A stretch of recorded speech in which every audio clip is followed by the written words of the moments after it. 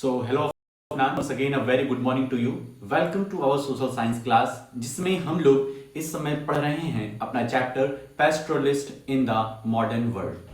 और कल हम लोगों ने अपने वीडियो में देखा कि किस तरीके से कॉलोनियल रूल पैस्टोरलिस्ट की लाइफ को इफेक्ट कर रहे हैं, किस तरीके से उनकी जो रोजी रोटी थी वो छिन रही है क्योंकि फॉरेस्ट को अब उनसे छीन लिया गया है और उनके मूवमेंट को रेगुलेट करने का पूरा जिम्मा ब्रिटिश अपने हाथ में ले ली है। पासेस वगैरह लगा दी है और एक स्पेसिफाइड टाइम है, उसी स्पेसिफाइड टाइम में उनको वहां जाना होगा और बहुत सारे रूल्स और रेगुलेशन उन पर लगाए गए। ठीक है, तो कल हम लोगों ने 2 पॉइंट देखा था कि किस तरीके से पैस्टोरलिस्ट पर कॉलोनियल रूल ने इफेक्ट किया, किस तरीके से उनकी लाइफ क्या हुई, प्रभावित हुई। पढ़ाया तो 2 पॉइंट था लेकिन तुम कहे सर आपने 3 पॉइंट पढ़ा दिया है और तीसरा पॉइंट भी एक्सप्लेन कर दिए। ठीक है, तो भाई साहब ये बात थोड़ा सा अच्छी नहीं है। अच्छी इसलिए नहीं है क्योंकि तुमने रीडिंग की ही नहीं, तुम्हें पता ही नहीं कि सर ने कितना पढ़ाया। ठीक है, तो भाई साहब वीडियो यदि हम बना रहे हैं, यदि जरूरत है तुम्हें तभी कहते हो सर आप पढ़ाइए, वीडियो बनाइए, तो यदि वीडियो जा रहा है तो उसको पढ़िए, उसको समझिए। ठीक है, ऐसा नहीं कि हम कुछ और पढ़ा रहे हैं, तुम कुछ और पढ़ रहे हो। ठीक है, तो इनपुट और आउटपुट में कोई भी कोरिलेशन नहीं रहेगा। हम इनपुट कुछ देंगे और आउटपुट कुछ और निकल जाएगा। ठीक है, तो ऐसा काम मत करो भाई। ठीक है, चलते हैं आज अपने चैप्टर की तरफ और देखते हैं कि आज हमें क्या कवर करना है।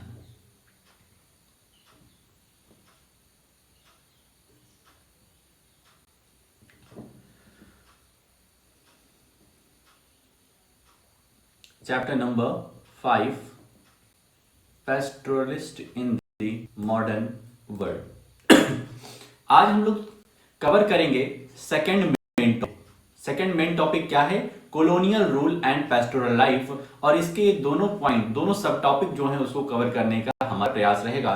पहले में हम देखेंगे how did these changes affect the lives of pastoralist. जो ये चेंजेस हुए वो पैस्टोरलिस्ट की लाइफ में कैसे कैसे चेंजेस ले आए, how did the pastoralist cope with these changes, और जो भी चेंजेस हुए, जो भी उनको नुकसान हुआ, जो भी उनका फायदा नुकसान हुआ, उससे वो कैसे कोप अप किए, कैसे उससे उबर करके फिर से अपनी जिंदगी जिए, आगे उन्होंने कौन कौन से काम किए, ये चीजें आज हम लोग देखेंगे। ठीक है, तो चलते हैं अब सीधे अपने एनसीईआरटी पर।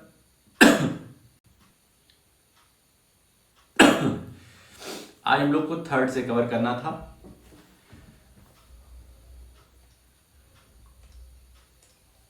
Third, British officials were suspicious of nomadic people. देखो सस्पिशियस मतलब है जिसपे आप संदेह करें। तो ब्रिटिश ऑफिशियल जो थे वो नोमैडिक पीपल पर, जो इधर से उधर घूमते रहते थे, उस पर क्या करते थे, संदेह करते थे कि ये किस वजह से ये घूमता रहता है बच्चा। They distrusted mobile craftsmen and traders who hawked their goods in villages and pastoralists who changed their places of residence every season, moving in search of good pasture for their herds. तो ये जितने भी craftsman थे, traders थे, जो एक स्थान से दूसरे स्थान घूमते रहते थे। मोबाइल मतलब होता है जिसमें मूवमेंट होता रहे, तो ये एक स्थान से दूसरे स्थान घूमते रहते थे in search of good pasture. तो ब्रिटिशर्स को क्या लगता था कि ये थोड़ा सा संदेहजनक है, इनसे हमें नुकसान पहुंच सकता है क्योंकि ये इधर की बात उधर, उधर की बात इधर पहुंचाते हैं, तो इससे क्या हो सकता है, हमें कुछ नुकसान हो सकता है आने वाले दिनों में। The colonial government wanted to rule over a settled population. They wanted the rural people to live in villages in fixed places with fixed rights on particular fields. colonial government क्या चाहते थे कि हम एक सेटल्ड पॉपुलेशन पर rule करें, क्योंकि जो पॉपुलेशन सेटल्ड नहीं होगी, जो पॉपुलेशन इधर से उधर घूमती रहेगी, उस पर रूल कर पाना बहुत ही मुश्किल है। ठीक है, उस पर रूल कर पाना बहुत ही मुश्किल है। तो एक सेटल्ड पॉपुलेशन होगी, एक विलेज होगा, उस पर हम प्रॉपर्टी टैक्स लगा सकते हैं, सारे काम उनसे करवा सकते हैं। लेकिन यदि वो मूवमेंट कर रहे हैं तो उन पर रूल कर पाना काफी कठिन था। फिक्स्ड प्लेसेस पे वो रहते थे, उनकी फिक्स्ड राइट्स रहती थी, उसी अधिकार के अंदर उनको काम करना होता था। Such a population was easy identify and control. Those who were settled were seen as peaceable and law abiding. Those who were nomadic were considered to be criminal. तो ब्रिटिशर्स क्या देख रहे थे, जो सेटल्ड हैं वो पीसफुल हैं, वो शांति से रह रहे हैं और जो भी हम लॉ बना रहे हैं उसका वो पालन कर रहे हैं, डरा के धमका कर किसी तरीके से वो पालन कर रहे हैं, ठीक है। लेकिन ऐसे लोग जो नोमैडिक हैं, जो घूम रहे हैं अपने हर्डर्स के साथ, शेफर्ड्स के साथ, शिप वगैरह के साथ, तो उनको क्रिमिनल के रूप में कंसीडर किए हमारे जो ब्रिटिशर्स हैं। In 1871, the colonial government in India passed the Criminal Tribes Act. By this act, many communities of craftsmen, traders and pastoralists were classified as criminal tribes. अब इन्होंने एक लॉ लाया, criminal tribes act. Criminal tribes act इसको पास किया और इस act में क्या हुआ कि क्राफ्ट्समैन, ट्रेडर्स और पैस्टोरलिस्ट को क्रिमिनल ट्राइब्स के रूप में क्लासिफाई किया गया कि आप किस समुदाय के हैं, तो क्रिमिनल समुदाय के हैं। They were stated to be criminal by nature and birth. Once this act came into force, these communities were expected to live only in notified village settlements. और जब ये एक्ट आया तो जितने भी ये क्राफ्ट्समैन, ट्रेडर्स और पैस्टोरलिस्ट थे उनको एक विशेष स्थान पर ही रहने का इजाजत दी गई, उनको घूमने का बंद कर दिया गया क्योंकि वो क्रिमिनल घोषित हो गए। They were not allowed to move out without a permit. The village police kept a continuous watch on them. और वो विदाउट परमिट कहीं पे मूवमेंट नहीं कर सकते थे और जो विलेज की पुलिस थी उन पर हमेशा ध्यान रखती थी। फोर्थ, अब चौथा क्या है कि किस तरीके से उनकी लाइफ इंपैक्ट हुई है। Fourth, to expand its revenue income, the colonial government looked for every possible source of taxation. So tax was imposed on land, on canal water, on salt, on trade goods and even on animals. तो ये जो colonial government थी ज्यादा से ज्यादा पैसे कमाना चाहती थी, रेवेन्यू कलेक्शन करना चाहती थी, तो ये हर चीज पर टैक्स लगा दे रही थी। यदि आपके पास लैंड है तो टैक्स भरिए, यदि आप कैनाल वाटर, नहर का पानी यूज कर रहे हैं, चलिए टैक्स भरिए, सॉल्ट का, ट्रेड गुड्स का, और यदि आपके पास एनिमल भी है और आप उसको किसी ग्रासलैंड में जाकर के उसको ग्रेजिंग कराते हैं तो उसका भी पैसा निकालिए। मतलब हिंदुस्तान हमारा, जानवर हमारे, वो यहाँ के प्लांट को चर रहे हैं और दिक्कत किसको हो रही है, ब्रिटिशर्स को, ठीक है, वो अपना मानने लगे थे हमारे भारत को, तो यही दिक्कत थी। Pastoralists had to pay tax on every animal they grazed on the pastures. In most pastoral tracts of India, grazing tax was introduced in the mid-19th century. तो mid-19th century में grazing tax लग गया कि आपके पास जानवर हैं और यदि वो ग्रेज कर रहे हैं, भाई जिंदा रहेंगे तो खाएंगे ही जानवर, तो जहां भी वो चल रहे हैं उसके मालिक को क्या करना पड़ता था, टैक्स देना पड़ता था। The tax per head of cattle went up rapidly and the system of collection was made increasingly efficient. और लगातार टैक्स की बढ़ोतरी भी की जा रही थी, ठीक है, टैक्स की बढ़ोतरी की जा रही थी, जैसे पेट्रोल और डीजल के दाम बढ़ते रहते हैं वैसे ही इनके ये जो ग्रेजिंग टैक्स है ये भी बढ़ता जा रहा था। In the decades between the 1850s and 1880s, the right to collect the tax was auctioned out to contractors. और 1850s और 1880s आते आते ये जो रेवेन्यू कलेक्शन का काम था ये सीधे सीधे कॉन्ट्रैक्टर्स को दे दिया गया। ये सीधे अब ब्रिटिशर्स नहीं कर रहे हैं, कॉन्ट्रैक्टर को दे दिए कि आप इनसे वसूल करके हमारे पास लाइए। These contractors tried to extract as high a tax as they could to recover the money they had paid to the state and earn as much profit as they could within the year. और ये contractor क्या कर रहे थे, ज्यादा से ज्यादा profit कमाने की कोशिश कर रहे थे जिससे ब्रिटिशर्स के सामने ये अपने आप को अच्छा गिना पाए। By the 1880s, the government began collecting taxes directly from the pastoralist. अब गवर्नमेंट 1880s आते आते क्या करने लगी, डायरेक्ट खुद से ही पैस्टोरलिस्ट से टैक्स लेने लगी। हो सकता है चोरी वगैरह कॉन्ट्रैक्टर वगैरह करते हो, आधा पैसा नाम नहीं पहुंचाते हो, इस वजह से कॉलोनियल गवर्नमेंट क्या कही, अब डायरेक्ट टैक्स लेने लगी पैस्टोरलिस्ट से। Each of them was given a pass to enter a grazing tract. A cattle herder had to show the pass and pay the tax. और जैसे ही पैस्टोरलिस्ट किसी जंगल में जाते थे तो उनके पास एक पास होता था, उसी पास को दिखा करके वो अंदर जाते थे। The number of cattle heads he had, the amount of tax he paid was entered on the pass. और उस पास में लिख दिया जाता था कि इसके पास कितनी कैटल है, किस टाइम जा रहा है, कितने देर में लौटने का वो है, सब कुछ उसमें लिख देता था। उसी से कैलकुलेट होता था कि उसका टैक्स कितना बनेगा। अब आते हैं आज के अपने दो सब टॉपिक में, यही हमें आज कवर करना है। How did these changes affect the lives of pastoralist. जो ये चेंजेस आए तो पैस्टोरलिस्ट की लाइफ में क्या चेंज हुए, पैस्टोरलिस्ट की जिंदगी में क्या चेंज हुए, ये देखते हैं। These measures led to a serious shortage of pastures. When grazing lands were taken over and turned into fields, the available area of pasture land declined. तो ये चेंजेस हुए, इससे क्या हुआ, पास्चर्स की शॉर्टेज पड़ गई। जो चारा खाते थे पशु, उनकी शॉर्टेज पड़ गई, क्योंकि सारे के सारे ग्रेजिंग लैंड कन्वर्ट कर दिए गए कल्टीवेटिंग फील्ड में, मतलब जहां पर अन्न उपजा जाएगा। ठीक है। Similarly, the reservation of forest mean that shepherds and cattle herders should no longer freely pasture their cattle in the forest. और जब फॉरेस्ट पर ये रिजर्वेशन वगैरह, रिजर्व फॉरेस्ट, प्रोटेक्टेड फॉरेस्ट जैसा कॉन्सेप्ट आया, तो इसमें भी जो शेफर्ड्स थे और कैटल हर्डर्स थे, उनको परमिशन नहीं मिलती थी कि वो फ्रीली जाकर के अपने कैटल को पास्चर दिला पाए, ग्रेजिंग करा पाए। As pasture lands disappeared under the plow, the existing animal stock had to feed on whatever grazing land remained. ठीक है, तो पास्चर लैंड खत्म हो गया, क्योंकि उस पर क्या चलने लगा, प्लो चलने लगा, हल चलने लगा, उस पर कल्टीवेशन होने लगा। इस वजह से जितने भी एनिमल थे वो एग्जिस्टिंग स्टॉक जो था उनके पास, एग्जिस्टिंग जो लैंड थी जो अभी तक रिजर्व या प्रोटेक्टेड फॉरेस्ट में नहीं गई थी, तो वहां पर ही इनको ग्रेजिंग करना पड़ता था। This led to continuous intensive grazing of these pastures.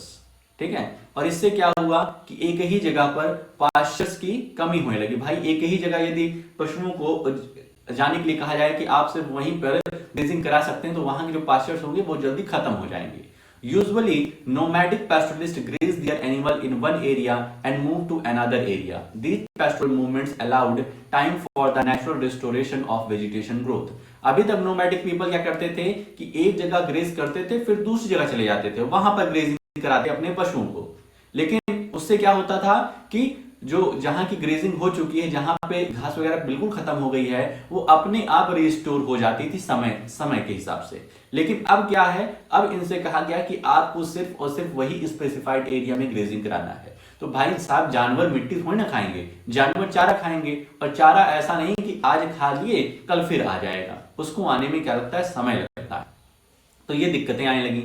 When restrictions were imposed on pastoral movements, grazing lands came to be continuously used and the quality of pastures declined. ठीक है, इससे क्या हुआ, जब रेस्ट्रिक्शन इंपोज कर दिया गया pastoral movements पर, तो ग्रेजिंग लैंड क्या हो गई, धीरे धीरे कम होने लगी और पास्चर्स की क्वालिटी भी घटने लगी। This in turn created a further shortage of forage for animals and the deterioration of animal stock. और धीरे धीरे एनिमल स्टॉक जो वो क्या होने लगे, खत्म होने लगे, उनकी संख्या कम होने लगी, जानवर मरने लग गए।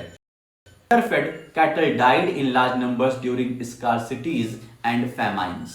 और जो अंडरफेड थे, मतलब ऐसे कटल जिनको खाना पीना नहीं मिल पाता था, जिनको ग्रेजिंग करने का मौका नहीं मिल पाता था, वो क्या हो रहे, ज्यादा मात्रा में खत्म होने लगे, क्योंकि भूखमरी आ गई। अब इस मैप में अलग अलग जो पेस्टोरल कम्युनिटी हैं, गुज्जर्स है, गद्दीज है, भोटियाज, गुज्जर्स है, बंजाराज, धनगढ़, कुरुमा, कुरुबा, गोलाज, मालधारीज, तो ये सब क्या हैं, ये सब पेस्टोरल कम्युनिटी हैं। इधर देखो मोन पास है, अरुणाचल प्रदेश के मोन पास कम्युनिटी। अब दूसरा आज का अपना topic, how did the pastoralist cope with these changes. अब ये जो चेंजेस हुए, इससे पेस्टोरलिस्ट कैसे उभरे, किस तरीके से उन्होंने अपना जीवन यापन किया, दूसरी कौन सी तरीका निकाला कि जिससे वो जिंदा रह सके। Pastoralists reacted to these changes in a variety of ways. Some reduced the number of cattle in their herds since there was not enough pasture to feed large numbers. तो pastoralists जो थे, अलग अलग pastoralists थे। भाई देखिए अभी कितने अलग अलग pastoralists हैं, अलग अलग नाम है, अलग अलग एरिया के। तो ये सब के कोप अप करने के अलग अलग वेज थे। तो कुछ क्या किए कि अपने कैटल को ही कम कर दिए।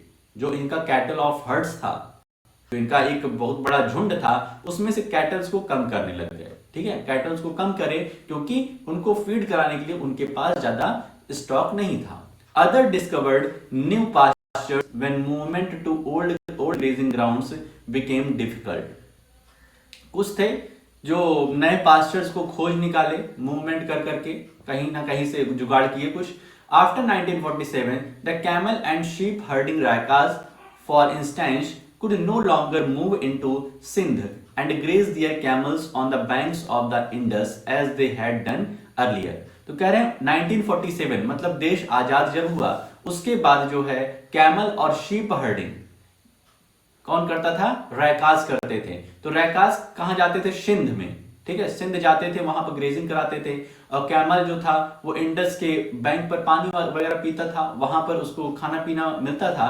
जिस तरीके से वो लोग पहले जाते थे अब नहीं जा पा रहे हैं. क्यों? क्योंकि अब क्या हो गया है, पॉलिटिकल बाउंड्रीज अलग अलग हो गई हैं. अब इंडिया और पाकिस्तान दो देश हैं. ठीक है, the new political boundaries between India and Pakistan stopped there movement. अब भाई जाली दुश्मन बन बैठे पाकिस्तान. तो अब क्या हो गया, अगर इधर से कोई जाता था उधर तो वो मर जाता था, उसको मार दिया जाता था. इस वजह से अब उधर मूवमेंट, सिंध की तरफ मूवमेंट कर पाना कैमल हर्डर्स के लिए नामुमकिन सा था. जाओ तो जान गंवा के आओ. So they had to find new places to go.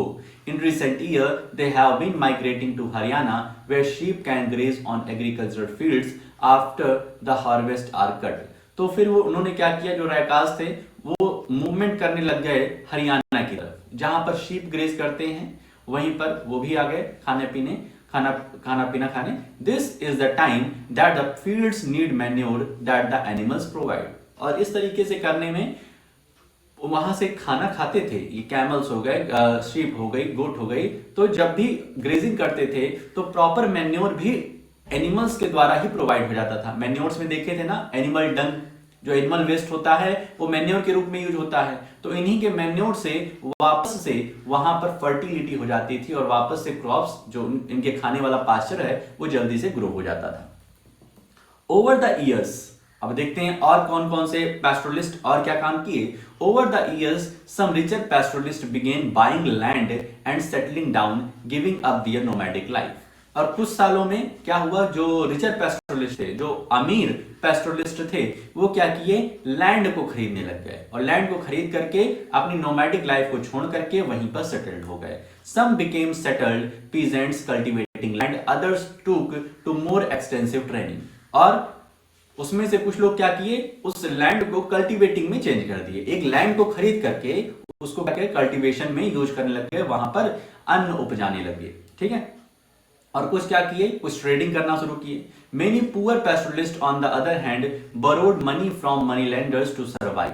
और कुछ जो गरीब पैस्टोरलिस्ट थे वो मनी लेंडर से, जमींदार से क्या किए, कुछ रुपया उधार लेकर के अपनी जिंदगी जी थे. At times they lost their cattle and sheep and become labourers working on fields और इन स्मॉल टाउन्स. और बहुत ही बुरा इन लोगों के साथ हुआ क्योंकि इनकी कैटल और शीप सब लॉस्ट हो गई, सब खो गई. खोने का मतलब सब मर गई और ये लेबरर्स बन गए, ये एक मजदूर बन गए. ठीक है, और इस तरीके से अपना जीवन यापन किया इन्होंने. Yet pastoralists not only continue to survive in many regions, their numbers have expanded over recent decades. कह रहे हैं पैस्टोरलिस्ट सिर्फ सर्वाइव ही नहीं किए. ठीक है, सर्वाइव करने के साथ साथ इनके नंबर्स भी इन कुछ दशकों में बढ़े हैं. पैस्टोरलिस्ट की संख्या बढ़ी है. When pasture lands in one place was close to them, they changed the direction of their movement, reduced the size offered, combined pastoral activity with other forms of income, and adapted to the changes in the modern world. तो कह रहे हैं कि जब इनका pasture lands close हो गया, pasture land में इनको अनुमति नहीं दी गई, तो इन्होंने अपना व्यवसाय ही चेंज कर लिया, डायरेक्शन को चेंज कर लिया. और क्या किया इन्होंने, पहला काम कि हर्ड को कम कर दिया. ठीक है, हर्ड के साइज को कम कर दिया. पेस्टोरल एक्टिविटी के साथ और भी कई सारी एक्टिविटीज की जिससे इनकम जनरेट हो सकती थी. और अडेप्टेशन किया. अडेप्टेशन जिसको आता है वो भाई साहब राजा है. ठीक है, क्योंकि जो लाइफ है वो क्या होती है, वो हमेशा हर पल चेंज होती रहती है. ठीक है, सुख दुख, उसके बाद वापस से सुख, ये क्रम चलता रहता है. जब रहोगे तो अडेप्टेशन करना आपको आना चाहिए. ठीक है, सुख में भी अडेप्ट करिए और जब दुख हो, ठीक है, बहुत बड़ी पीड़ा हो, तब भी हमें क्या करना चाहिए, अडेप्ट करना चाहिए, थोड़ा सा धैर्य रखना चाहिए. तो ये अडेप्ट करके मॉडर्न वर्ल्ड के जो भी चेंजेस हो रहे थे उनमें ही अडेप्ट कर गए. Many ecologist believe that in dry regions and in the mountains pastoralism is still ecological the most viable form of life. बहुत सारे जो इकोलॉजिस्ट हैं, जो पर्यावरणविद हैं, जो पर्यावरण के बारे में रिसर्च वगैरह करते हैं, वो कहते हैं कि पर्यावरण के लिए पैस्टोरलिस्ट जो हैं ये बहुत ही विएबल हैं, बहुत ही जरूरी हैं। वो इसलिए क्योंकि वहां पर जाकर के इनके जो हर्डर्स हैं, इनके जो शीप हैं, इनके जो गोट हैं, कैमल हैं, वहां पे क्या करते हैं, वहां की जो पास्चर से उसको खा लेते हैं और खाने के बाद क्या करते हैं, मैन्योर भी वहां प्रोवाइड कर देते हैं, तो वहां की सॉइल भी फर्टाइल होती है, इन्वायरमेंट हेल्दी रहता है। तो इसलिए बहुत सारे इकोलॉजिस्ट का मानना है कि जो भी ड्राई माउंटेन्स पर और ड्राई रीजन्स हैं, प्लस जो भी माउंटेन्स पर जो भी वहां पर छोटे थोड़े बहुत प्लांट हैं, वहां के लिए ये पैस्टोरलिस्ट जो है बहुत ही जरूरी है, क्योंकि पैस्टोरलिस्ट जाएंगे तभी वहां पे मैन्योर प्रोवाइड होगा। Such changes were not experienced only by pastoral communities in India. In many other parts of the world, new laws and settlement patterns forced pastoral community to alter their lives. कह रहे हैं जो changes आए pastoralist communities of India में, ऐसा नहीं कि सिर्फ इंडिया में changes आए, ये all over the world, जहां जहां ये pastoralist community रहती है वहां वहां ये changes आए। ठीक है, और ये चेंजेस आने से कम्युनिटीज, पैस्टोरल कम्युनिटीज ने अपनी लाइफ को कुछ तरीके से अल्टर किया, अल्टर में चेंज ले आए। How did pastoral communities elsewhere cope with these changes in the modern world. और अब इसके आगे नेक्स्ट वीडियो में हम क्या पढ़ेंगे, किस से अलग दूसरी कंट्री में किस तरीके से पैस्टोरल कम्युनिटी ने कोप अप किया, खासकर अफ्रीका में हम लोग देखेंगे। तो ये टॉपिक कवर होगा अगले वीडियो में। तो आज के लिए तुम्हारा काम क्या रहेगा भाई साहब, कि जितना भी हमने पढ़ाया है उसके आज रिकॉर्डिंग करनी है। अब शाम को नहीं बताना है तुम्हें, ठीक है, क्योंकि पता नहीं चल पाता है तुमने रीडिंग की है कि नहीं की है, और ज्यादा चांसेस हैं कि रीडिंग ने नहीं की है। तो तुम्हारा ये काम रहेगा कि रिकॉर्डिंग ऑन करके चैप्टर की रीडिंग करो, प्लस एक्सप्लेन करो, जिस तरीके से हमने एक्सप्लेनेशन किया है, जो भी तुम्हें समझ में आया है उसकी एक्सप्लेनेशन करो। कोई लाइन नहीं समझ में आ रही है तो शाम को पूछ लो, ठीक है। तो आज के लिए अपने इस वीडियो में हम लोग इतना ही रखते हैं, मिलते हैं नेक्स्ट वीडियो में। ओके।